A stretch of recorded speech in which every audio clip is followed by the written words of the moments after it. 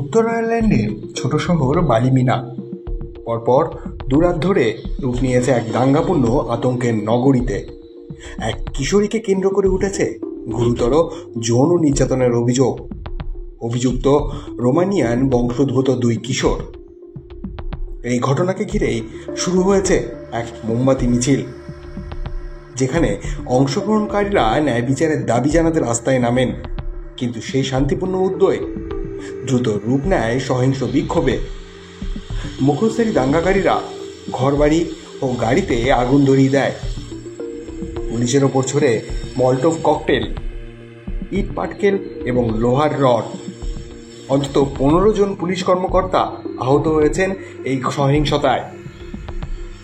Police জানিয়েছে, এই হিংসার ঘটনা নিছক প্রতিবাদ ছিল না, এটি ছিল স্পষ্টভাবে বর্ণবিদ্বেষমূলক। সংখ্যালঘু সম্প্রদায়ের মানুষের বাড়িঘর ও সম্পত্তি লক্ষ্য করে পরিকল্পিত হামলা চালানো হয়েছে।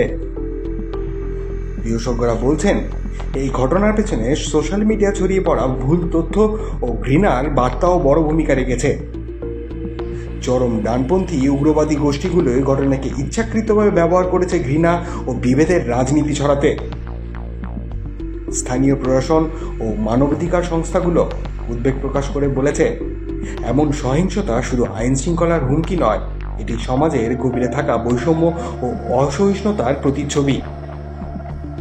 বর্তমানে পুলিশ পরিস্থিতি নিয়ন্ত্রণে আনতে কাজ করছে, তল্লাশি চালানো হচ্ছে, আটক করা হয়েছে বেশ কয়েকজন দাঙ্গাকারীকে।